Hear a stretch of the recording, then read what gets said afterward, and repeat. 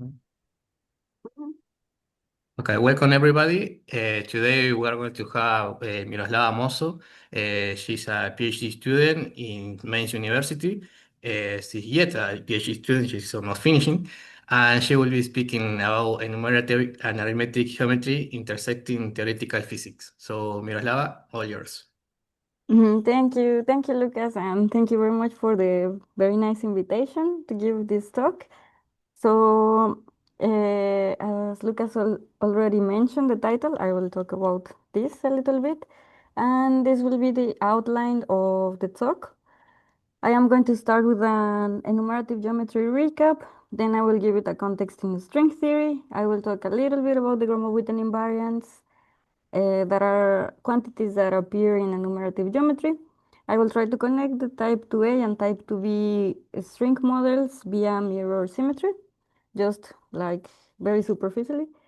And I will give some arithmetic structures that appear in string theory and how this gives rise to the local zeta function as a tool to study these arithmetic structures.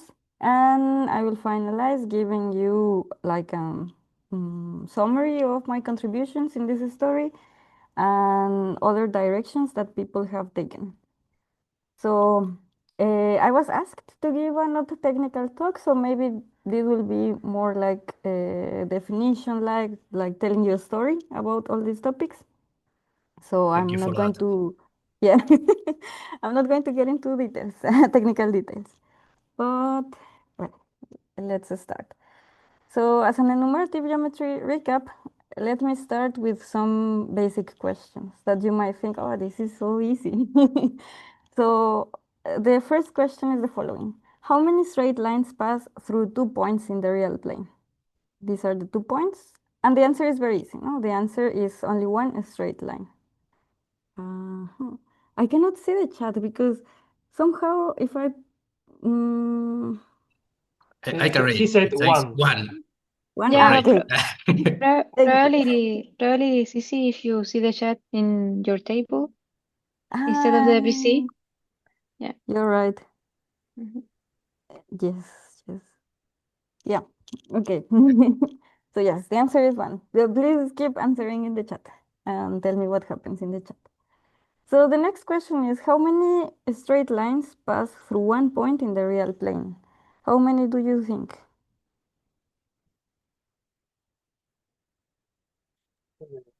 Infinite. Infinite. Infinity. Yes, the answer is many. Mm. But how many? More precisely, the projective space P1, when the point is the origin. So there is another question that comes back from very ancient times, like from Greek times, and is the following. How is the construction of a circle that is tangent to three given circles? How many different configurations of circles can we draw?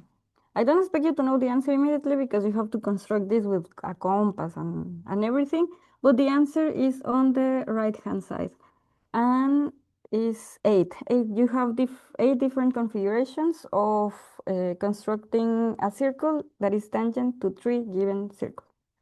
And you can check the reference if you want to play with it because you can, make the circles bigger and move them apart.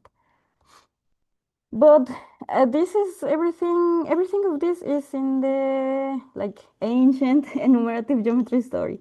How people transition to modernity is by asking this famous question that you have already listened to before, I'm pretty sure. And the question is the following. How many rational curves of degree d are contained in a quintic threefold X? So before answering this question, let me give you two definitions briefly to understand what is the question asking for. And a curve is called rational when it is parameterized by rational functions, as the following form.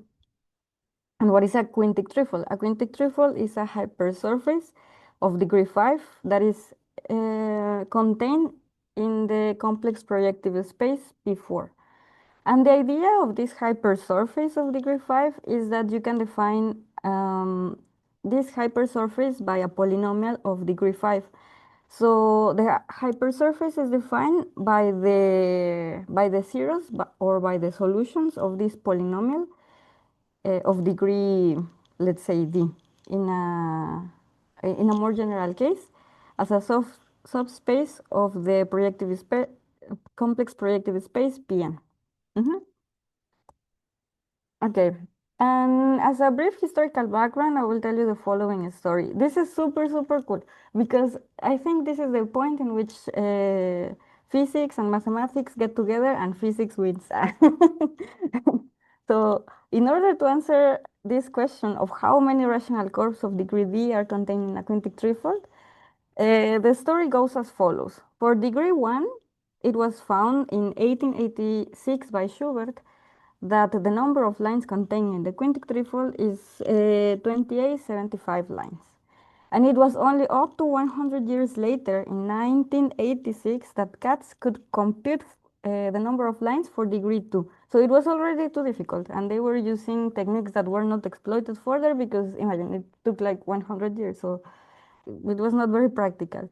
And in 1993, Ellingsrud and Strome found the number of lines for degree 3, which is the one that you see in the screen. But they couldn't find more number of lines for higher degrees. But then it comes the cool part. When a group of physicists, Candelas, De La Osa, Green and Parks, in 1991, by the way, De La Osa, she's a professor from Costa Rica, so supporting the Latin American community. And this group of physicists found and computed the numbers for all degrees, for curves of all degrees with a generating function. They provided all these numbers, but without a proof. So without the proof, mathematicians were a bit skeptical. We're like, no, they rejected this work, it's not very formal, and so and so. But it was only a couple of years later that Alexander Giventhal, Lian, Liu, and Zhao in 1995, 1997 formalized the results of these physicists and proved it in the so-called mirror theorem. And this was very important because it was not only a theorem, but this contributed to the formalization of a new theory, which is what we know as the Gromov-Witten theory and the mirror symmetry framework. So the number of rational curves in this question is what we know as the Gromov-Witten invariants, roughly speaking. And how is this related in string theory? Well, let me give you a context of what happens in string theory. We know classically that physics happens in a four-dimensional spacetime. Particles are point-like objects that trace trajectories that are one-dimensional in this four-dimensional spacetime. But in string theory, what happens is that in order for this theory to make sense, this theory has to live in a total space of 10 dimensions. So this four-dimensional spacetime is foliated by six-dimensional fibers that are Calabi manifolds. And these point-like particles are not longer point-like. They are one-dimensional extended objects, that means like circles. And instead of tracing line trajectories, they trace surfaces. And these surfaces are actually Riemann surfaces, which are algebraic curves, mathematically speaking.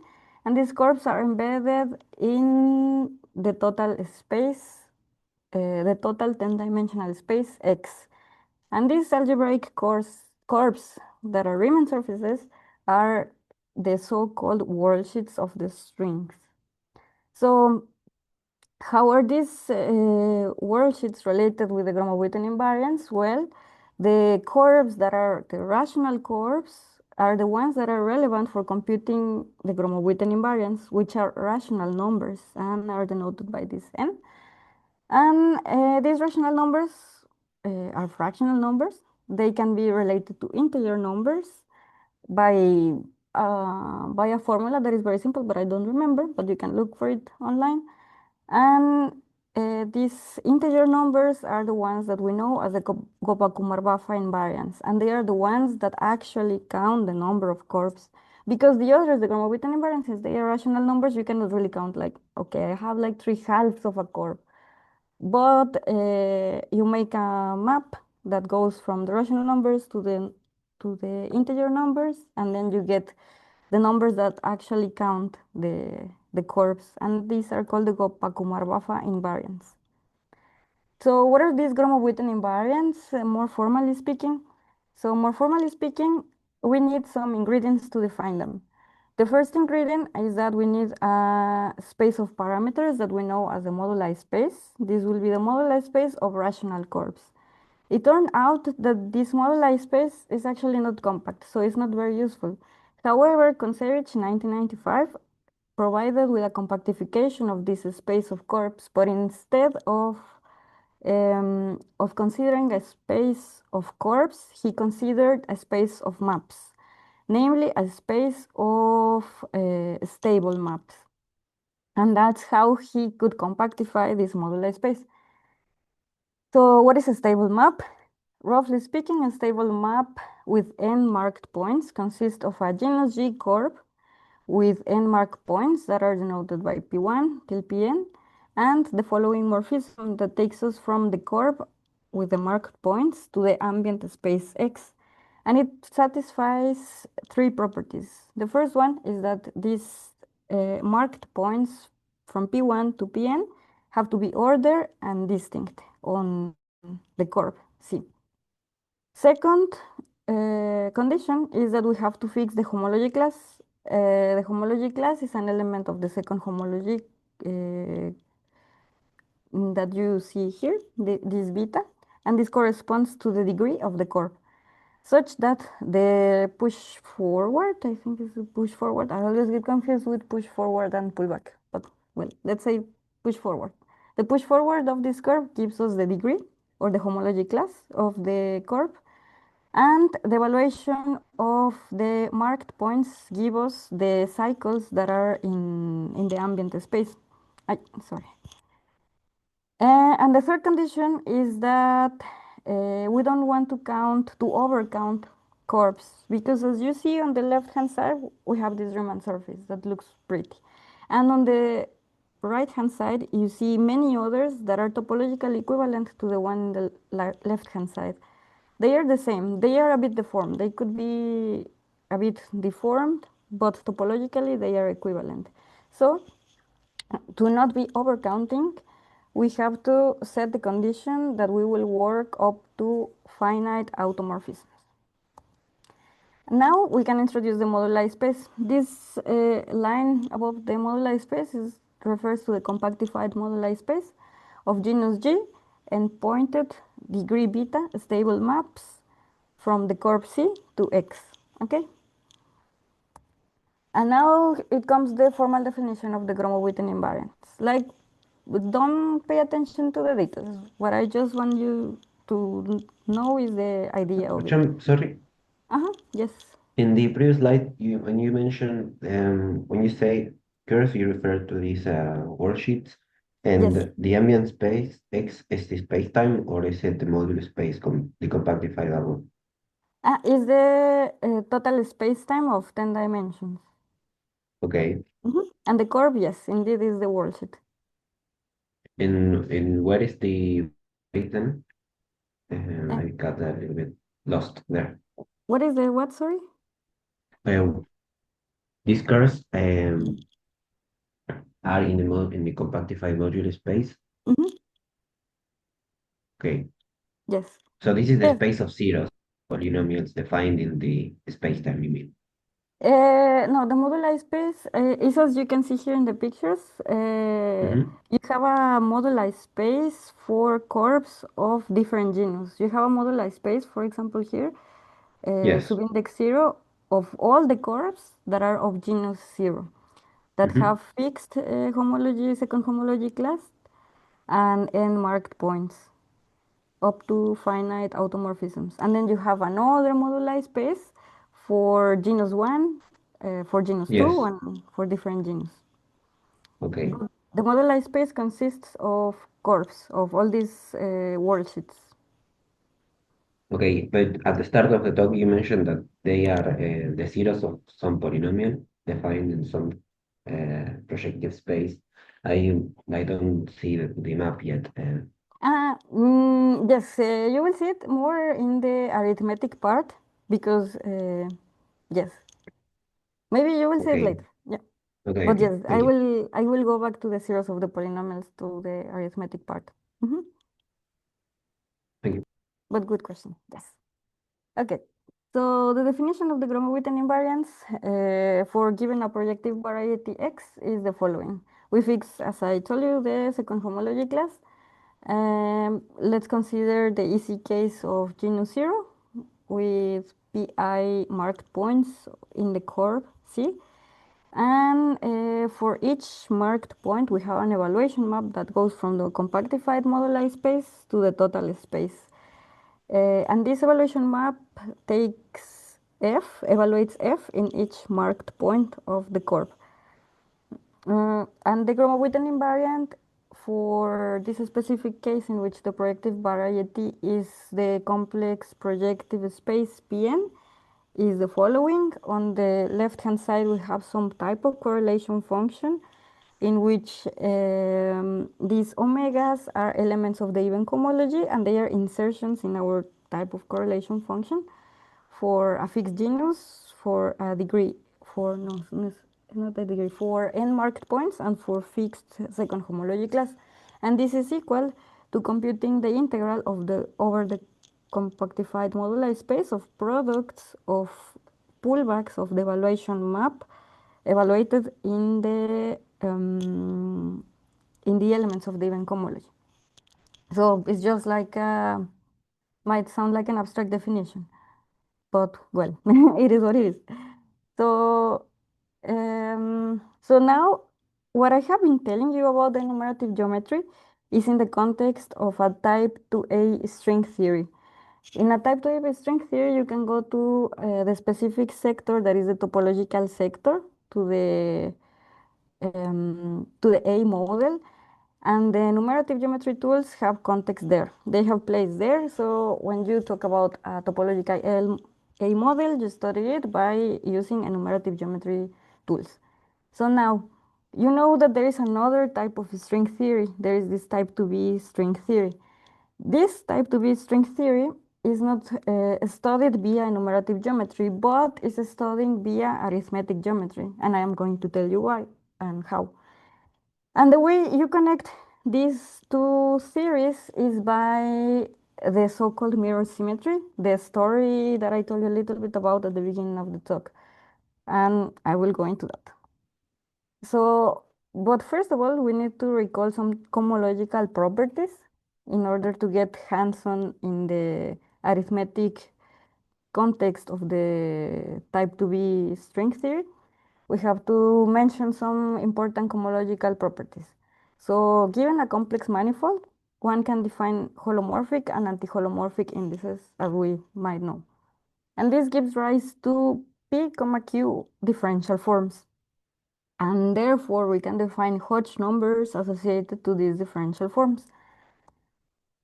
One can arrange these Hodge numbers in the famous Hodge diamond. And the Hodge diamond for n equals 3, where n is the complex dimension of the complex manifold, is the following. It's just like that. And the Hodge numbers are the dimensions of the of the of the group, the cohomology group. For example, H, P, Q. And well, this Hodge diamond has two very important properties. The first one is that it is symmetric by the exchange of the indices P and Q. And the second is the called Serre duality. And this duality tells us that the Hodge number P, Q is equal to the Hodge number of n minus Q, n minus P, where n is the complex dimension of the manifold. Okay, just keep that in mind. And now specifically for a Calabi-Yau threefold, the Hodge diamond takes already some values. So these four Hodge numbers that you see in the center are the free parameters of the theory of the Calabi-Yau manifold. And the others are already determined by tools that I am not going to mention because it's another story, completely different story. But I can tell you that the component here, the h3, 0 equals to 1. That means that is telling us something. that is telling us that there exists a unique holomorphic 3,0 form called omega, which is the Calabi-Yau condition that comes in the Calabi-Yau manifold definition. Then the Hodge number H1,1 tells us that the free parameters of this manifold is the number of parameters of the Keller classes. Tells us the number of parameters or free parameters of the complex structure. So these are two properties of the Calabi-Yau manifolds that we need to define them: Keller classes and complex structures. If you want, I can give you the definitions later, so it might be clear how the Keller classes and the complex structures come in place. But so far I can tell you this. So we know that the Calabi-Yau manifolds have these two types of parameters, the Keller structure and the complex structure. So now for a given Calabi-Yau manifold, mirror symmetry tells us that Y, another Calabi-Yau manifold, is the mirror manifold of X if they satisfy the following: that the Hodge number H1,1 of X is equal to the Hodge number H2,1 of Y, and vice versa. And this is telling us that we can exchange these parameters in these two manifolds. Like the complex parameters in one manifold are the Keller parameters in the other manifold, and vice versa. So this is very powerful because it's not only like that they have some type of relation, mathematically speaking, but also physically speaking. Because the physical consequences of this are very important. We say that X and Y are a mirror pair of Calabi-Yau manifolds if the following happens. If a string theory of type 2A in a Calabi-Yau manifold X is equal to the string theory of type 2B in the Calabi-Yau manifold Y. Pictorially speaking, that means the following. On this side, we have a type 2A string theory. On this side, we have a type 2B string theory. And the space, the total space in which we are working on is the following. You see here that X are the fibers of the Minkowski 4 space-time that is foliated. And on the other side, our Calabi-Yau manifold that is foliating the Minkowski space-time is Y. So that means that our string theory in a type 2A theory in a certain Calabi-Yau manifold is equal to another type of string theory, which is a type 2B, but in a different Calabi-Yau manifold. So this is very powerful because, as I told you the story at the beginning of the enumerative geometry things and the Gromov-Witten invariants, they take place in the topological sector of a type 2A string theory. And these guys are quite difficult to be computed. So that's why people moved to the type 2B string theory, because things are also difficult, but they are more computable, they are more manageable. And it has been explored, the type 2B string theory, more in terms of its arithmetic structures that I will explain you later. Okay? So what are these arithmetic structures that I am telling you about? Well, now we position in a type 2B string theory. We change. We make the transition from a type 2A string theory. I introduce you some mirror symmetry that allows us to go from a type 2A to a type 2B. Now we are in a position in a type 2B string theory, and let's study what happens there. So the Calabi-Yau n-folds can be studied via arithmetic geometry. Why? Because one can analyze the complex structure of a Calabi-Yau via arithmetic geometry. And what is arithmetic geometry? This comes to the story that I was telling you about the quintic threefold, because arithmetic geometry consists of studying solutions of polynomials that describe a manifold. So we are interested in studying solutions to polynomial equations over finite fields, but finite fields in terms of mathematics, not in terms of physics.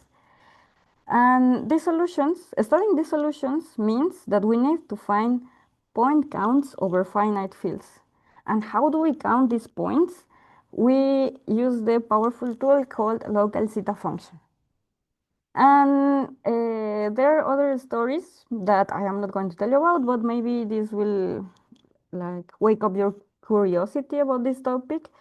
But other arithmetic structures that have been studied in the type 2B string theory are by Galois theory, by introducing Galois theory, Galois representations, modularity, which I find it very interesting, but I don't know too much about it, but I would like to go in those directions in the future. That involves modular forms, elliptic curves, and so. So well, I am going to talk to you about the local zeta function. And well, we have to consider a Calabi manifold X defined over the rational numbers. That means X defined over Q. That means that X is defined by a polynomial with coefficients in the rational numbers. So we can get rid of the denominators and play with the coefficients of the polynomial such that we are no longer in the rationals but in the integer numbers, and we work with the reduction of x in the integers.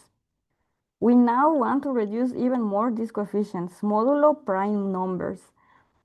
And therefore we consider now the reduction of x over the finite field f subindex p. Now, since we want to study the number of points of the manifold X that has coordinates in this finite field f subindex p to the r, and since f subindex p is a subset of f subindex p to the r, which are like powers of this number, we finally focus on studying the reduction of x over f subindex p to the r. Now, let me give you the definition, roughly speaking, of the local zeta function. Let's consider again a Calabi manifold that is defined over the rational numbers, the generating function of the number of solutions that we will call nr to this polynomial equation that defines the space of x over the rational numbers with coordinates in this finite field has the following form.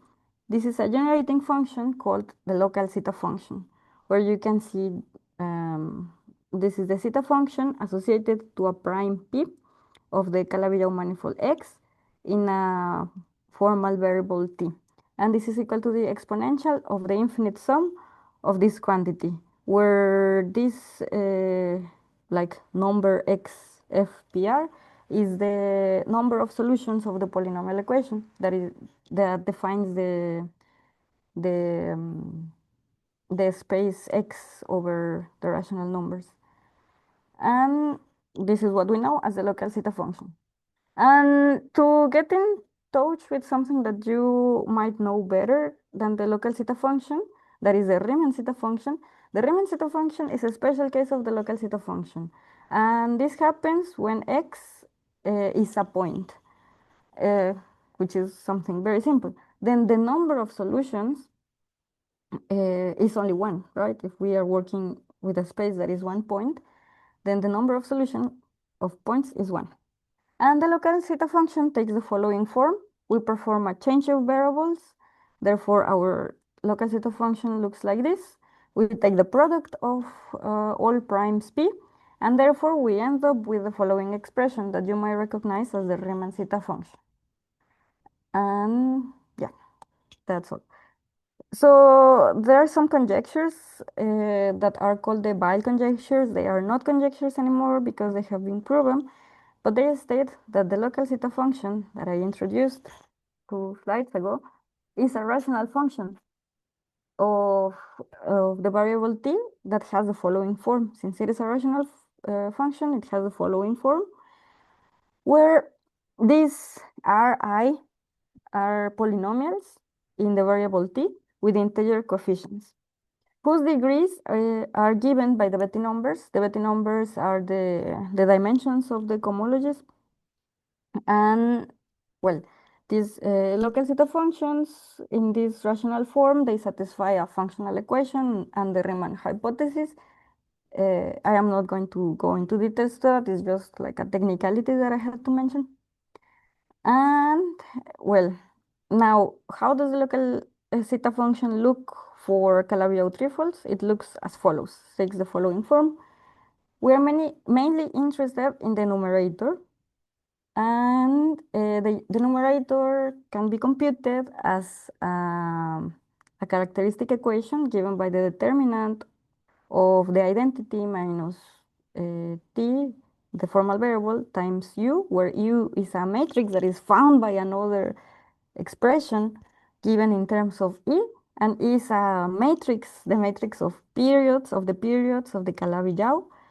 And well, here there are more technicalities that u represents the inverse Frobenius map, whatever it means. But this is why we are interested in the local zeta functions. This is the part in which we are mainly interested in the local zeta function. One can compute the zeta functions only by knowing the matrix U. And we know also that the matrices E depend on the periods. The periods, I didn't introduce them, but they are related to the complex structure of the Calabi manifold. Do you remember that I told you that the Calabi manifold has two important parameters, the Kähler parameters and the complex structure? Well, the periods are related to this complex structure and they appear in this matrix E. And since you see in this expression of U, that is in terms of the matrix E, and in the inverse of E, we need to invert also the matrix E. I think there is a question by Omar. Oscar. Yes. Sorry. Miroslava. When you talk about periods, are you referring to the quantities that you integrate, isn't it? Yes, exactly. Yes. Yes. Okay. Yes. Thank you. That was my question. Thank you. Oh, yes.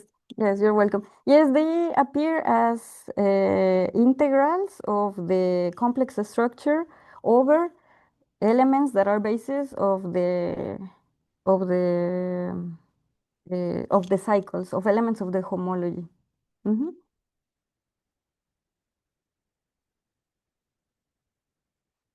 Okay.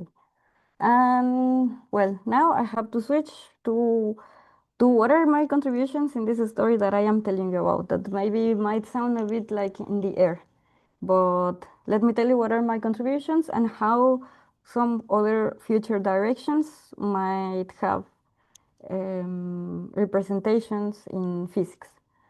So one of my main contributions that I am still working on is if we switch gears to the type 2A string theory and we focus on the topological A model, there is this story of relating two topological theories, one which is quantum cohomology, always on Calabi trifolds, and connecting it with quantum case theory on local Calabi trifolds. One of them takes place in 2 dimensions and the other in 3 dimensions. And the way to connect them is by relating their enumerative invariants.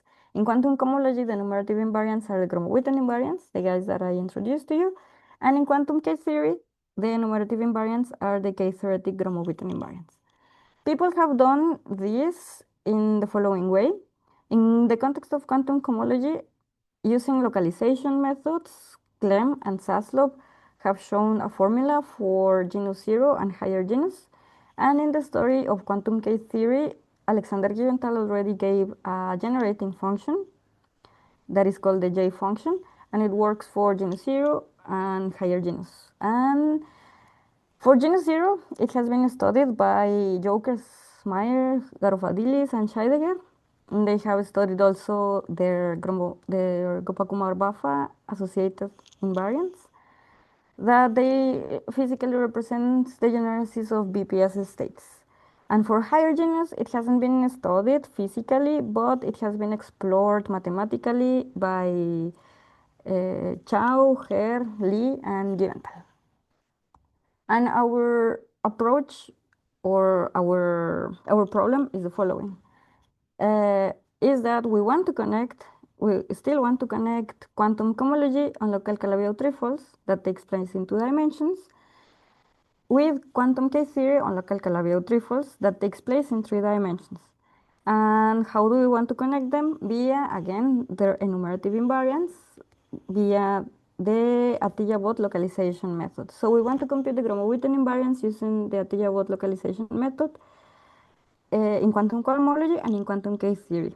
And in quantum cohomology, we just reproduce the results that Clem and Zaslav have found. They work.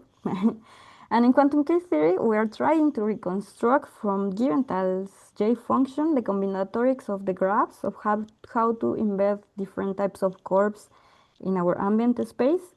And we have already some results, but I think we are trying to be very ambitious, and this might take longer because it has worked for genus 0 and only for some cases for the following geometries for CP1 and CP2. And for CP1, it has worked for degree 1, 2, 3, more or less. For degree, and for CP2, it has only worked for degree 1. For degree 2, we are still struggling, and we are trying to find the missing keys of the combinatorics of the graphs. And finally, we would like to ask the question of what happens with the Gopakumar-Baffa invariants associated. And when we finally have all these ingredients together, we expect to establish a conjecture that connects all these points. On the other hand, if I switch to the type IIB model, to the type IIB string theory, I'm also in a joint project with Kusela, Ladwood, and Stepnitska. And this is already finished. We are just waiting for fixing some details in the code to publish it and everything. But we present an efficient computation of the local zeta function that I introduced you before, associated to Calabi operators via a method that is called the deformation method. That, well, I don't have time to explain it to you, but maybe you can look for it later. And this works for a family of Calabi trifles and conjecturally for fourfolds. We used periodic approximations of the period series. So this is quite modern. This is like the new part. The new parts are like the fourfold, like the conjectural fourfolds case, and this specific periodic approximation for the period series. So Puro Kusela is the one that developed these periodic approximations in the period series, so he might know better than me. I don't know. And we also use optimized algorithms in the code. For example, the Karatsuba algorithm for polynomial multiplication and fast multi-point evaluation algorithm for polynomial evaluation. And these guys, Ladwood and Stepnitska, they went hardcore in the Python implementation for this deformation method, and they develop it as with parallelization, which makes which makes computations faster. So our code seems to be like promising. It's promising to give a lot of data, a lot of local zeta functions to millions of primes and so in a very short amount of time. So I will be able to tell you more about this in the following month, I guess. So this is my contribution in the side of the type IIB string theory. And what are other interesting directions that might connect with physics and that might connect with everything that I have been telling you about? So other connections with physics are the following. It has been done already by Strominger and Baffa in 1996 that they derived this Bekenstein-Hawking area entropy formula considering type 2 string theories. And they studied the black hole microstate that correspond to excitations of D brains. I don't know the details about it because it was a bit difficult for me to understand the paper, but this is everything I can tell you. But you can maybe look for the paper. Here is the reference, and it's a super interesting paper. because I mean they managed to reproduce the formula for the entropy using a string theory and telling us that the microstates that contribute to the macroscopic quantity that is the entropy of the black hole corresponds to excitations of deep brains that come from deep brains. And recently, yes, Oscar. Yes, I just wanted to comment that the PhD thesis of Maldacena was actually about black holes in string Mhm. theory. So in that thesis, it is explained how to connect the microstate with the entropy. Ah, yes, yes, yes. And it's a thesis and so much more readable than the paper. Yes, yes, yes, And yes, he, yes, he, you're he right. was his advisor was Vafa, so he was in the first line of the development. Yes, yes, yes, you're right. You're totally right. Yeah. Sorry, Yes, thank you.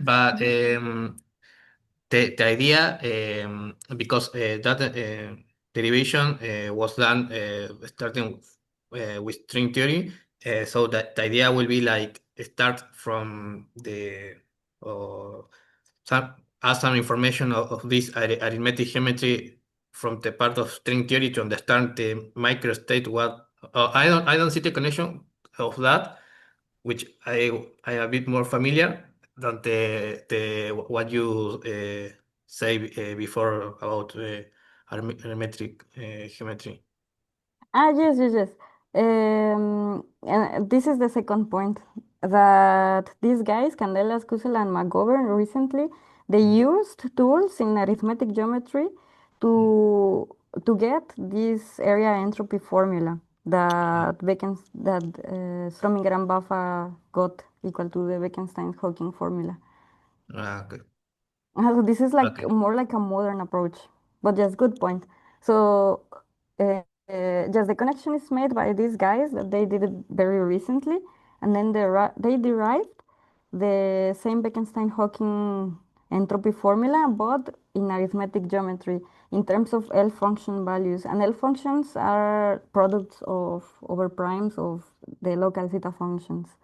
So this is how it has been used in modern times in this context of arithmetic geometry. And also the other thing is that these guys in 2021, they also expressed their formula in terms of enumerative invariants. So, so they express this the formula, the Bekenstein-Hawking formula, in terms of the Gromov-Witten invariants, even though they were using arithmetic geometry at the beginning, because the Gromov-Witten invariants are associated to the enumerative geometry story. So there is like some type of connection with mirror symmetry and arithmetic geometry, enumerative geometry. So, so this is like an open question, and it's a field that is arising more and more in the community of approaching this problem of counting black hole microstates, but using arithmetic and enumerative geometry. And how can this be done? By using mirror symmetry, using the tools of arithmetic geometry, using the tools of enumerative geometry, connect them by mirror symmetry. And how can we use them to count black hole microstates? So one approach, one modern approach is this one that Candelas, Kusel, and McGovern did a couple of years ago.